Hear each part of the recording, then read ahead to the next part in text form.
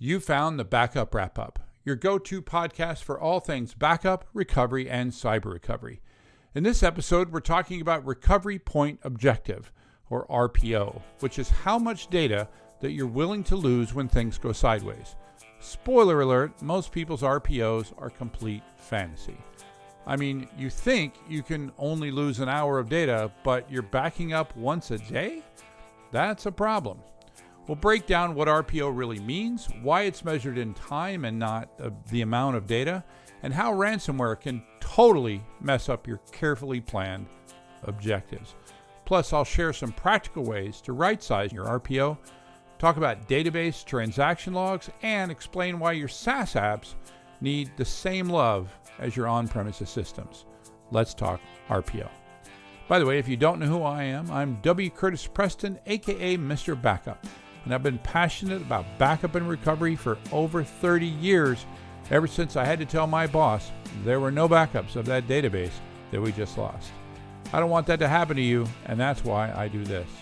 On this podcast, we turn unappreciated admins into cyber recovery heroes. This is the Backup Wrap-Up.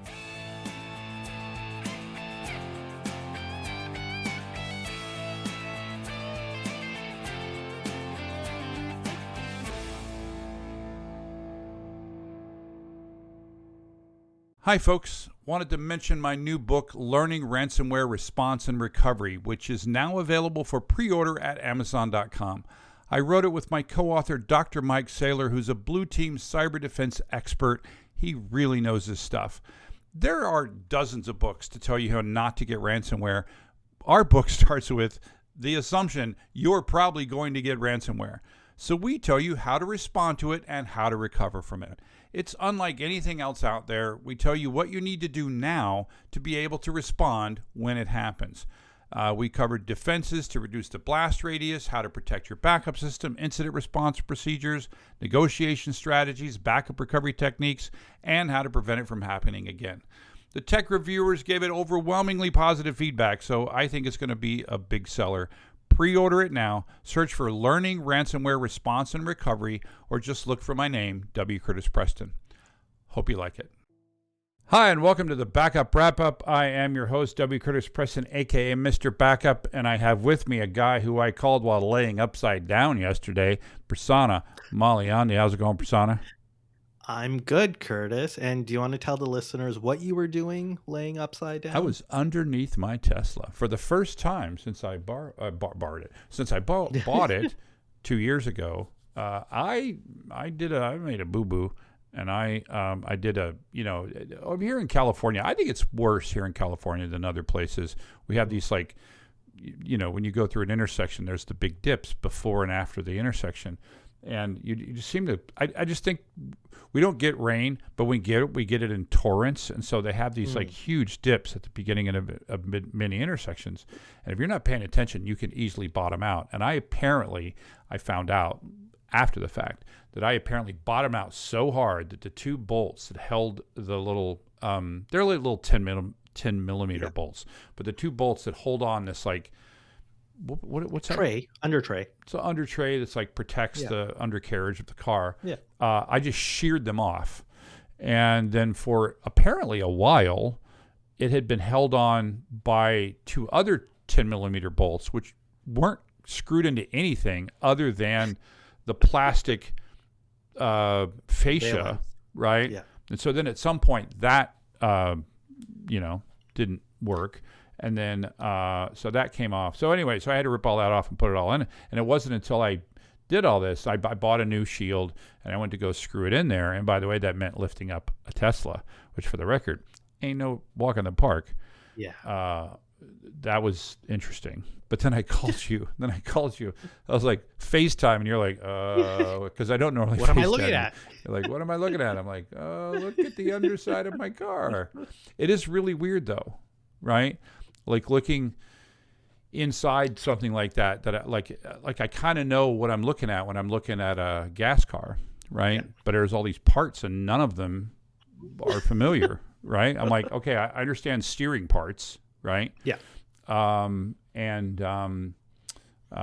so I had to, and I did ultimately, I had to buy what's the part called? Stabilizer bar. The stabilizer bar, but then the bushing for the stabilizer bar, and then these two brackets that hold the bushing, that hold the stabilizer bar. That's what I had to buy. And amazingly, I got them for $15 each from Amazon, shipped in 2 days for free. Nice. So tomorrow, that is going to be your job. That is going to be my job. Luckily, Now that I've figured all that stuff out, it'd probably be 20 minutes. The hardest part will be lifting up the car.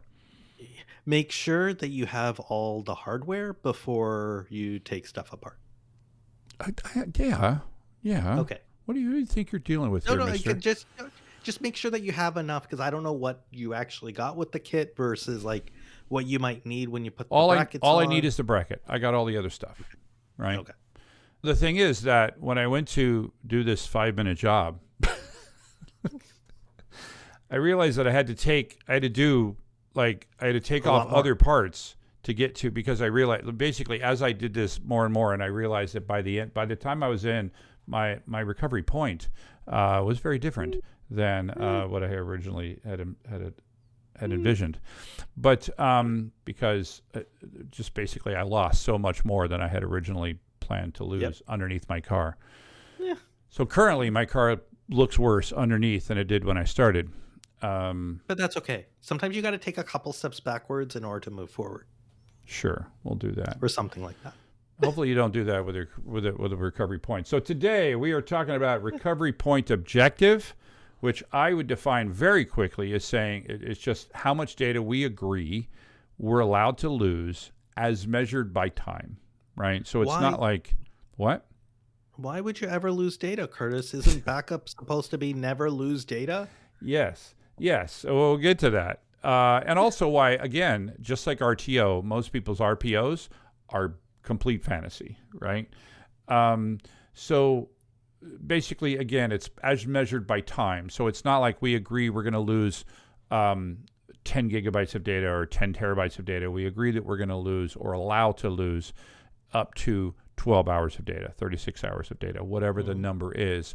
And again, just like with RTO, which we just did an episode on recovery time objective. If you didn't see that one, then go, and again, you can watch these either on YouTube or you can listen to them on your favorite podcatcher.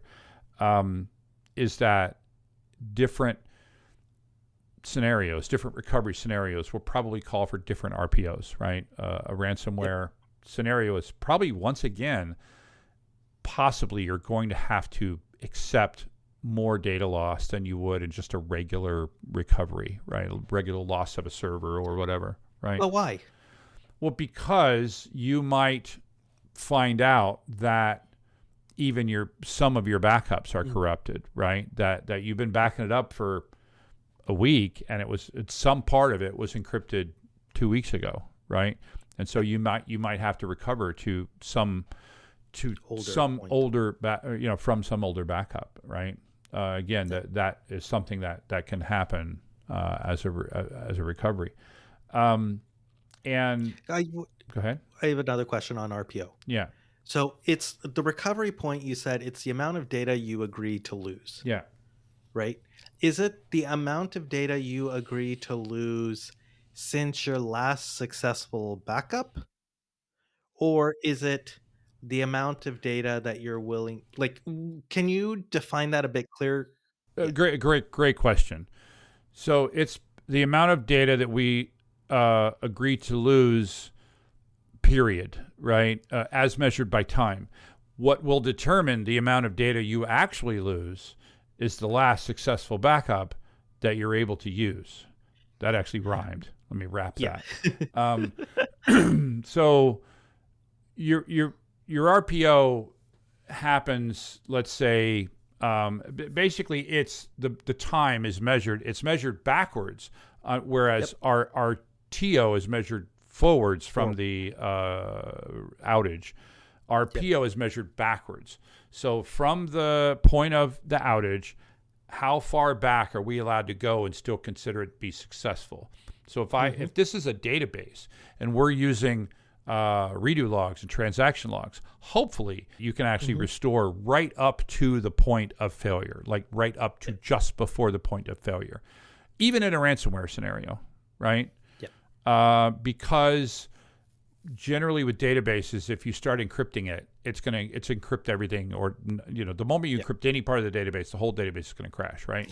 So if you've got transaction logs and those transaction logs are being protected, key thing there, right? And they're being shipped off to some other system that hasn't been attacked, then which would be part of your recovery system, right? Yep. Then you should be able to just go back minutes, Recover. right? Yep.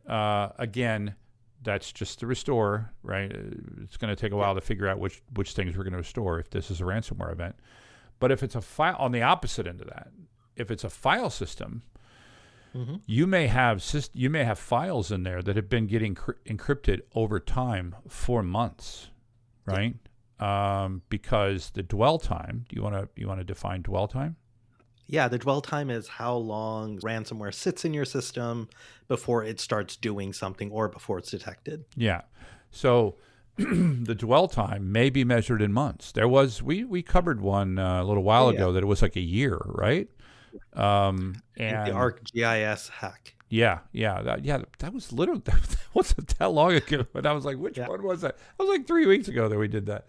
That was an interesting story, right? Where it happened over a year. And so if they're really trying to mess with you, they're going to encrypt little files here and there, possibly ones with older access times, right? That haven't been looked at in a while. And so that's going to be very complicated, right? And now that I think about it, the RPO is almost an irrelevant concept there, because we typically talk about RPO from a server standpoint or an application standpoint or a file system standpoint. But for a file system that has been being encrypted over time, the RPO is actually going to be many, many little RPOs. Yep. Right? Exactly. Right. Because you're always looking for what's the valid data and try to pull the newest data all the time. Which may actually be thousands, potentially tens of thousands of individual restores rather than, and hopefully you can script that. In the book that we are finishing the editing of right now, literally. Woo-hoo! Yeah. That would be Learning Ransomware Response and Recovery.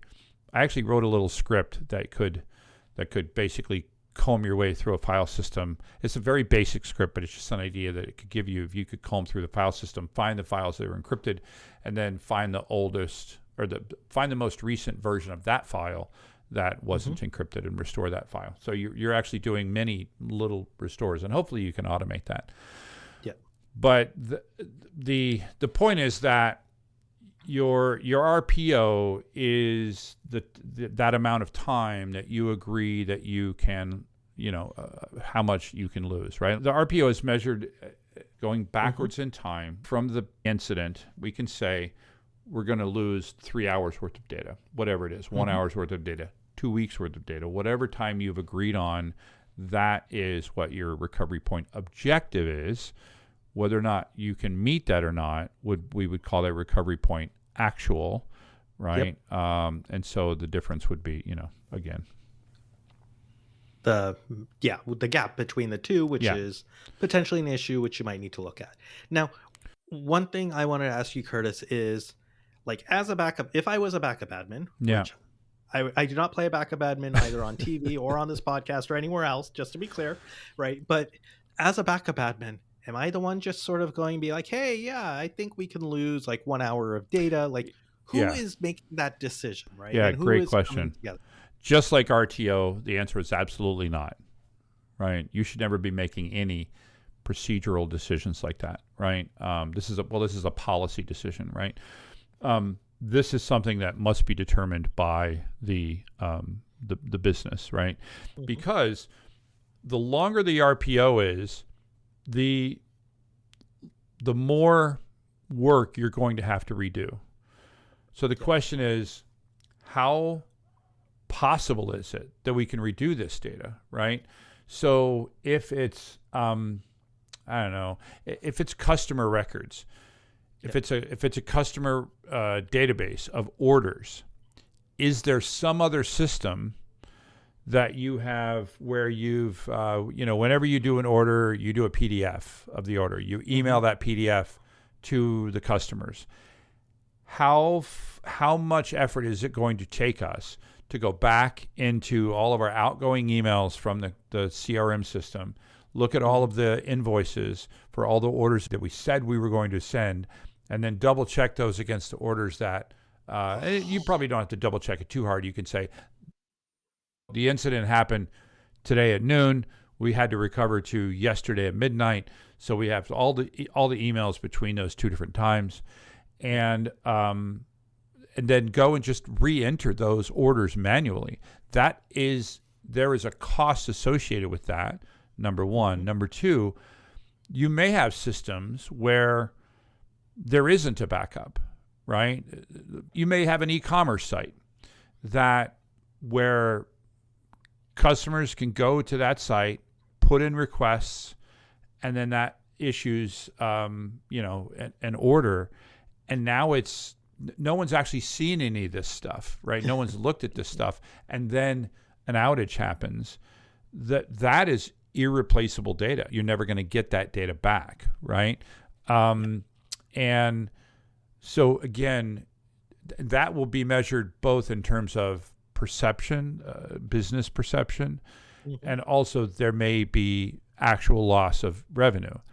Yep. Now, quite possibly, what will happen is you will get a phone call from somebody going, "Hey, man, where the hell's my thing? I asked for my thing, and it's not there." Or like, let's say, I order from Amazon a lot.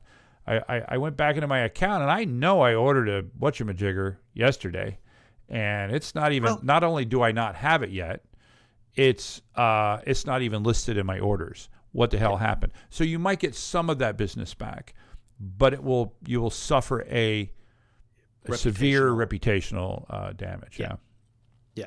And so this is the amount of data you could lose. Now, I'm sure if you went to the business, right, and this is coming from the business, right, they're probably going to tell you, I can't afford to have any data loss. Yes. How, as a backup admin, are you supposed to respond to that question? Well, you say, the first thing you say, our current ability, right, based on testing, we've done testing, right, because you're always going to be doing testing, right? Yes? Okay. Hopefully, yes. Yeah, so hopefully we've done testing, and we've figured out that based on our current system, right, so if you're having this conversation for the first time, right, I listened to this podcast, and Curtis and Prasanna said I need an RPO and an RTO. You ask it, and they go, it's 0 and 0. You say, okay, good job. Thanks for giving me a number that I can work with. And then you say, we can currently do 3 weeks. So let's meet somewhere in the middle, right? Yeah. And just like with our TO, we want to see if we can pull them back. But you should be able to pretty much, short of 0, right? You will always lose some data, and it will always take some amount of time to do the restore. Even if it's an instantaneous restore, there's still some time, especially if we're talking a ransomware attack.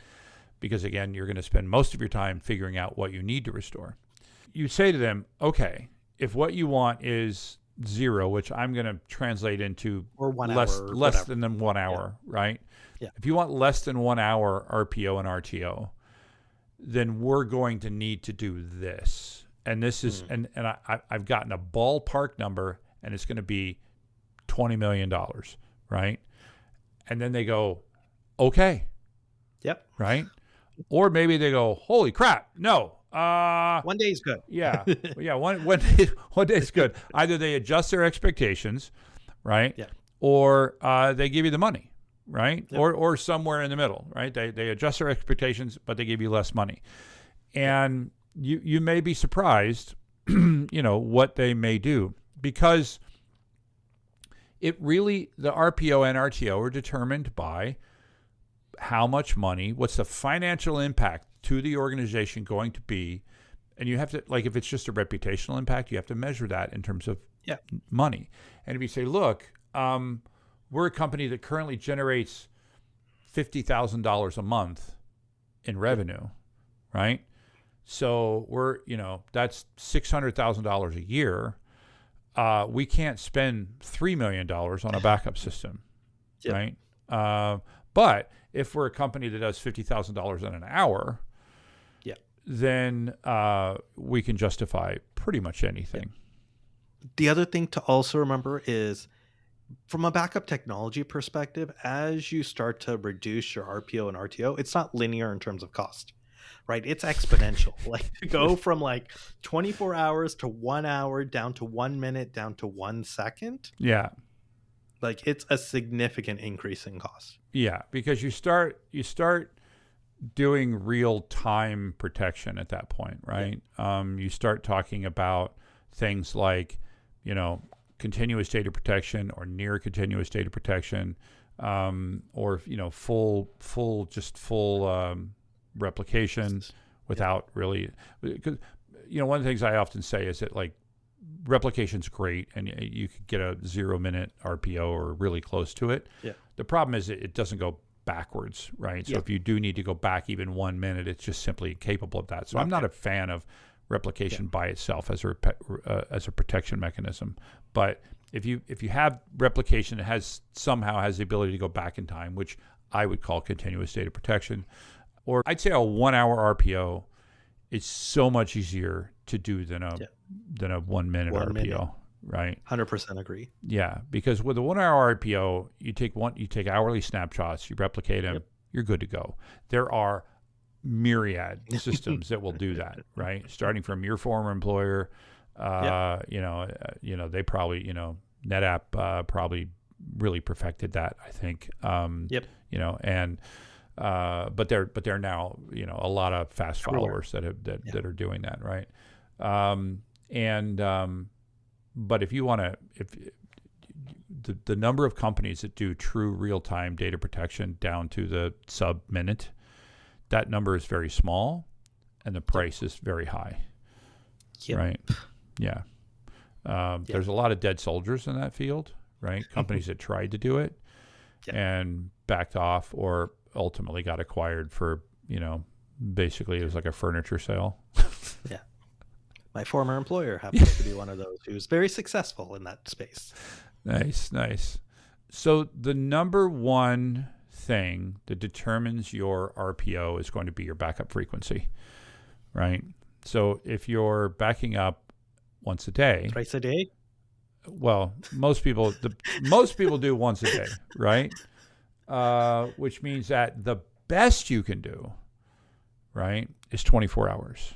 Right? Now you might get lucky and you fail like right after a backup. So you might get lucky there, right? But the best that you're going to be able to do in most cases is 24 hours. That's assuming that last night's backup worked.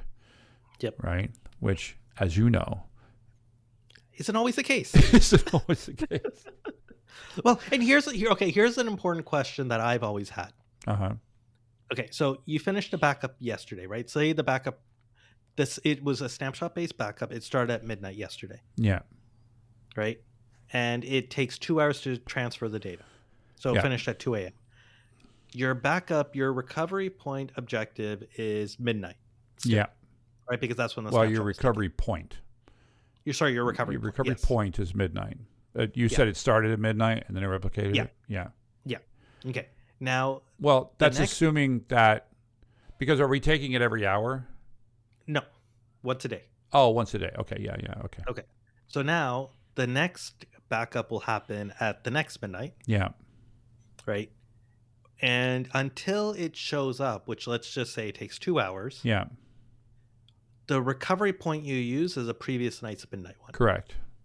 So technically, even though your backup frequency is set for 24 hours, your RPO may actually exceed your backup frequency. Your RPA may exceed your backup frequency. Yes, your RPA. Yes. So, yes, right? And because that's why I'm saying like the best you're going to be able to do, right? It really depends on when that actual incident happened. So it's going to be based on when the incident happened. It's going to be based on whether or not last night's backup worked, right? Do you do backups on the weekend? I hope so, right? Because I've worked places where their last backup was Thursday night, right? Mm. And now it's Monday morning, and they're going to do their next backup Monday night, right? If you have an outage on Monday and you did any work over the weekend, you're going to lose Friday, Saturday, Sunday, and Monday, right? So it's determined by your backup frequency, and then any failures, which again only you can prevent forest fires. Sorry, that came out. Only you are going to know what your actual real recovery time or recovery success rate is, right? And also, if backups get corrupted, anything like that, especially if backups get corrupted by, ransomware or anything like that, right? It's a good question. So how do people actually test their RPO in order to determine their RPA? So good question. Yeah, it's a little different than RTO, right? Yeah. And because really you don't really test it because it's a great question. It's going to be the result of whatever your RTA is, right? But you again, it's more a discussion, like how frequent are our backups and how frequent do they fail? Yep. Right. And then what you should do is you just you report on what your compliance is, right? Yeah. And if the number starts creeping up, or it starts hopefully you should say, look, if a backup fails more than once, then it should be all hands on deck, right? Yeah. Because it's bad enough that we're going to lose, let's say, 24 hours worth of data. Well, now we're talking 48 hours. And if it fails again, now we're talking 72 hours. This is a huge amount of business data that you're losing. So really, it's not so much you can test. It's something you can monitor, I think. And you can just monitor how well you're frequently backing up and how well it's working. And it looks like that's such a low bar compared to actually doing the recovery time testing that you should be able to do this very easily. There should be no excuse for you not to know what your RPA is. Correct. No excuse. And again, the better thing you can do to do RPA is to switch to, we'll get to that in a second. Absolutely. Right. So the first thing, again, this is it's like the 12-step process, right? The first thing is to acknowledge that you're powerless over your RPO. Okay. So acknowledge you're an honest assessment, right, of where you are, right? You say you don't want to lose an hour's worth of data. We currently back up once a week. This is a problem, right? You have to do that. Then you can right size the frequency. How quickly can you do that, right? Maybe it's like, look, we currently back up once a day, right? Can we potentially back up, let's say, during the day, right before the day, right after the day? Depends on how your business works, right? Mm-hmm. Could you potentially just tweak how frequently you can do it? And if you've got an incremental based backup system, remember that in many cases, if not most cases, 4 backups throughout the day take roughly the same amount of time as 1 backup once a day. Mm-hmm. Right? Yeah. Unless what we're talking about is backing up the same data multiple times because it's been changing throughout the day. Databases. Right, databases, yeah. But with databases, what you can do with databases is just back up the transaction logs. Yeah. Make sure that the transaction logs are getting backed up and sent to immutable storage throughout the day. That's the way. You don't have to back up the whole database, just get those transaction logs. It may take longer to recover, but at least you won't lose the data. Right? Yep. Yeah. Oh, that's a good idea. Yep. Yeah. And then, of course, again, backup validation, do the testing, see how long it takes, all of those different technologies. And then potentially consider a change in backup technology, right? Again, mm-hmm. either CDP or near CDP. These are things that are your friend. Generally speaking, Many, if not most of those, are storage based, meaning that you will need to go to a different type of storage system in order to get snapshot-based backup. That's not 100% true, but there are systems like DataCore, right? And I'm sure there are others where it can work with your existing storage. But in most cases, what people are doing is they're saying, we're going to buy product X, right? And we're going to get snapshot-based backup. We're going to do snapshots plus replication. And just one final note on the RPO and sort of changes in the technology. Make sure you're taking into account your SaaS applications. The RTO is going to be very different from SaaS apps, right? Especially if the app itself is down. But just make sure that you're also looking at your SaaS apps like Microsoft 365 and Salesforce, where you're generating data throughout the day. Are there ways that you can incrementally back that up as well throughout the day? The more modern backup technology that you're using, the easier it will be to meet your RPO. And because many, if not most, modern backup applications or SaaS backup applications, they're doing deduplication-based, replication-based, very minimal incremental backups throughout the day, stored in such a way that you can very easily restore right up to the point of failure, assuming we're not talking about ransomware, right? Yeah. So just make sure you're taking all of the different parts of your environment into play. Any thoughts? No, I think that's... Yeah, I was actually wondering, because in the RTO episode, we didn't bring up SaaS apps, so... Yeah. Well, because, yeah. Okay. No, that's a good point. Yeah. I mean, again, whatever you have, whatever your environment is, you should be testing recovery of that thing, right? Yeah. And SaaS apps are not special. What's that? SaaS apps are not special. They should follow. Well, they are special, and that people think they're special, but they're not special. They're just the same. They have you. Yep. You are as responsible for that data. And by the way, Microsoft finally gave in. They're now offer a backup service at an extra cost. To me, that's admitting the fact that you need a backup service. Yeah. And I would prefer, and again, nothing against Microsoft, right? They do a great job with Microsoft 365. I would still personally use a third party for the backup. I would, and that's Salesforce. Salesforce has a backup service. I would use somebody else for the backup service. And that's not just because I used to work for one of the companies that had one of those backup services. It's sometimes when we read these stories about things that happen at vendors, we're like, oh my God, I can't believe they did that thing, plus that thing, plus that thing. And then if all of those things, it's like when I think about like what happened at OVH in France, and you're like, oh, it's that thing, plus that thing, plus that thing. So not only did they have like these container-based storage things, and not only did they have they were sharing power, and they were sharing, the backup system was sitting right. They said it was physically separate, and by physically separate, they meant it's over there, right? It's like, it's on the other side of the container. You're just like all of this logic. When the logic is bad, that bad logic can extend to, and so again, not to pick on Microsoft, but they're not perfect, right? This is a company when Microsoft 365 went down simply because somebody forgot to renew the certificate, right? Again, they're not perfect, right? And the people that you have that administer the apps are not perfect. So I would prefer to have it as a third-party app. But anyway, I digress. All right. Well, thanks for chatting about RPO. Thank you, Curtis. And hopefully everything turns out okay on the Tesla.